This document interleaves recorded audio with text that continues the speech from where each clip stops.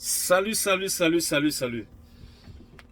Toujours, je vais aujourd'hui vous parler des procédures.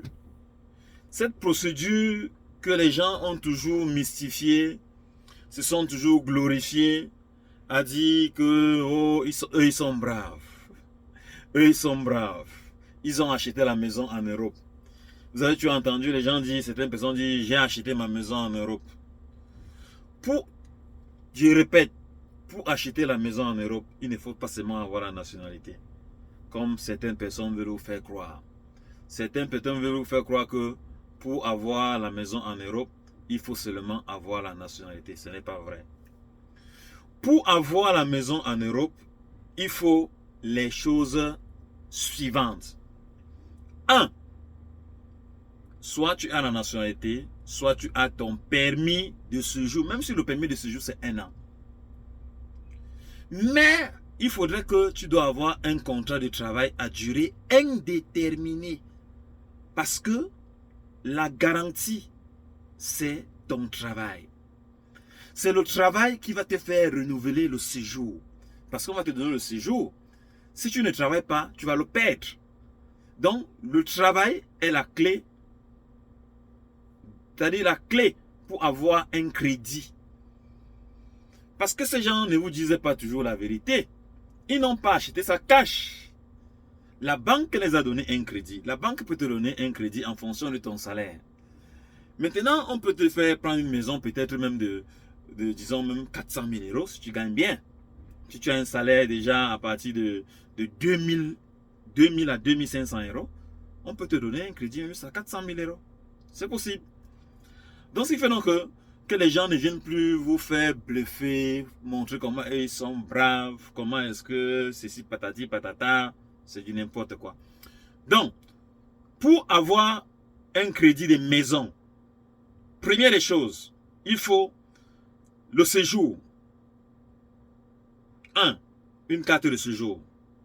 C'est encore plus efficace. La carte de séjour. Donc de 5 ans. Tu dois avoir un contrat de travail à durée indéterminée.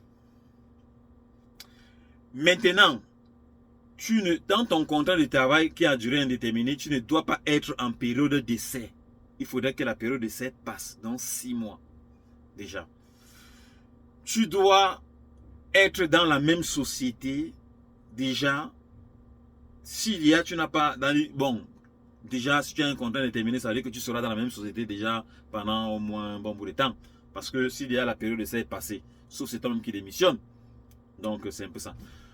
Donc, tel que je t'ai dit, carte de séjour, contrat de travail à durée indéterminée, tu dois avoir donné 3 bulletins de paye, tu dois avoir un salaire. Ça va dépendre, du prix de la maison. Si tu veux une maison peut-être de 100 000 euros, même avec 1500 euros, même avec 1200 euros, on te donne le crédit d'une maison de 100 000 euros.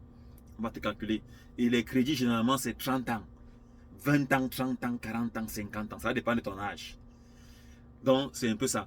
Et il y a certaines banques qui peuvent demander les 20% si tu n'es pas ancien dans la banque. Ça veut dire que tu peux peut-être ouvrir ton compte bancaire maintenant et subitement pour l'intérêt de vouloir prendre un crédit. Donc là, ça sera un blocus. Mais par contre, si tu es dans la banque depuis peut-être des années, et ils voient les mouvements bancaires, ils voient les entrées, ils voient comment tu travailles, ils ne vont pas te demander les 20%. Donc, ceux qui vous font souvent croire là que non, c'est obligatoirement, ce n'est pas obligatoire. Ce n'est pas toutes les banques, et puis ce n'est pas obligatoire d'avoir les 20%, et ce n'est pas toutes les banques qui demandent les 20%.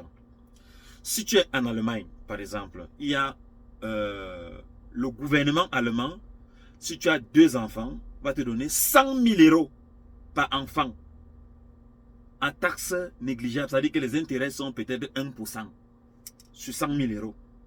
Oui. Si tu as 2 enfants, le gouvernement allemand va te donner 100 000 euros, donc 50 000 euros par enfant pour t'encourager à prendre la maison. Donc ça veut dire que quoi? Ça veut dire que si ta maison, si tu veux une maison neuve, si tu veux une maison d'occasion, si tu veux une maison de l'époque, tout est possible. Tout est possible. Donc les gens ne doivent pas seulement vous faire croire que non, il faut avoir la nationalité. Non, il ne faut pas seulement avoir la nationalité. Si tu as ton contrat de travail à durée indéterminée, tu as ton séjour, tu as tes 3 bulletins de paye, tu es déjà ancien dans la banque là, tu cherches ta maison. Et puis maintenant, tu vas déposer, tu fais ta demande, tu vas à la banque, tu dis que bon, voilà, tu aimerais bien acheter une maison. On va te dire, bon, tu veux une maison de combien de 1000 euros. Tu dis que bon, voilà, tu veux une maison, peut-être, tu as peut-être 1500 euros de salaire le mois. Alors, ils vont dire, bon, voilà, je suis un ancien, ici un abonné, ici un habitué des crédits. Donc, l'Europe fonctionne à crédit. Pour ceux qui ne savent pas, l'Europe là, si on ne peut pas te donner le crédit en Europe, comme certains que je connais, dont je vais taire le nom, ça veut dire qu'ils ne sont pas en Europe. Parce que les avantages dont tu dois bénéficier, il n'y en a pas. Les avantages de l'Europe, c'est le crédit. On te donne crédit de maison, crédit de voyage, crédit même nourriture, crédit des meubles, crédit tout. Et à minable somme. Si tu veux prendre peut-être même un téléviseur qui coûte peut-être même 1500 euros, on peut te dire que bon, le téléviseur là, tu peux payer peut-être même 20 euros.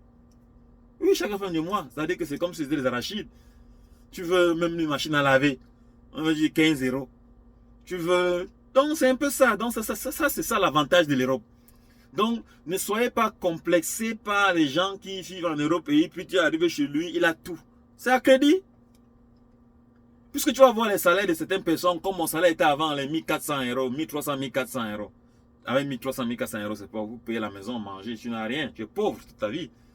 Mais par contre, quand il y a un salaire déjà de 2000 euros en montant, n'en parlons plus de 3000, tu es un boss. Ah oui. Donc c'est un peu ça. Donc ça veut dire que si imagine toi que tu as 3000 euros de salaire, tu peux y prendre il y a 1000 euros, tu vis avec, et tu as 2000 euros que tu fais l'épargne.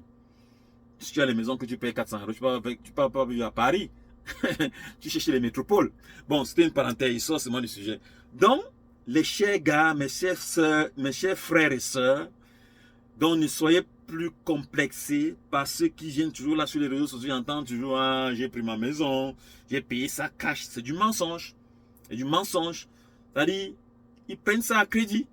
C'est à crédit. Et ils payent un peu.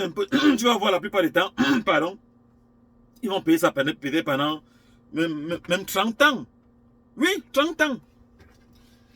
30 ans. Et tant qu'il n'a pas... Et puis maintenant, quand tu prends le crédit de la maison, les originaux des papiers de la maison là, c'est la banque qui les retient. C'est la banque. Donc ça sera ta maison le jour où tu finiras de payer le dernier 5 francs. Donc si le crédit là c'est pour 30 ans, c'est dans 30 ans là que tu auras les papiers de la maison.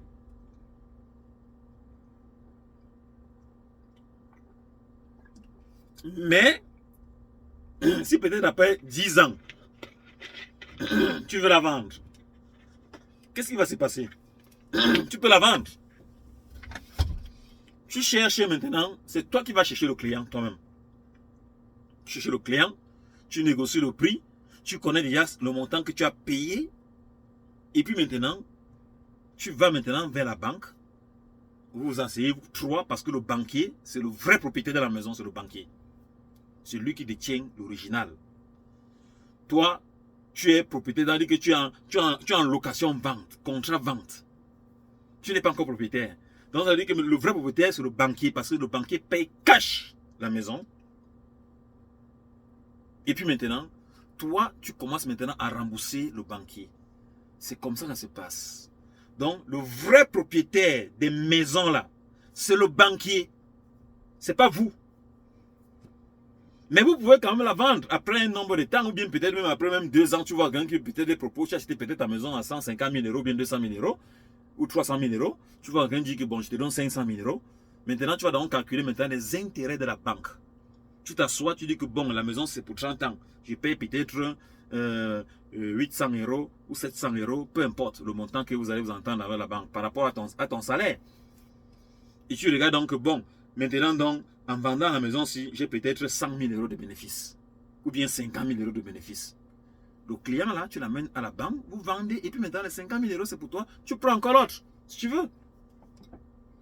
Ah oui, tu peux faire ce business. Donc les gens qui ne sont pas éveillés, vous pouvez faire ce business de maison, vous qui êtes encore jeune. Ça c'est pour vous qui êtes encore jeune. Hein? Donc les gens qui sont déjà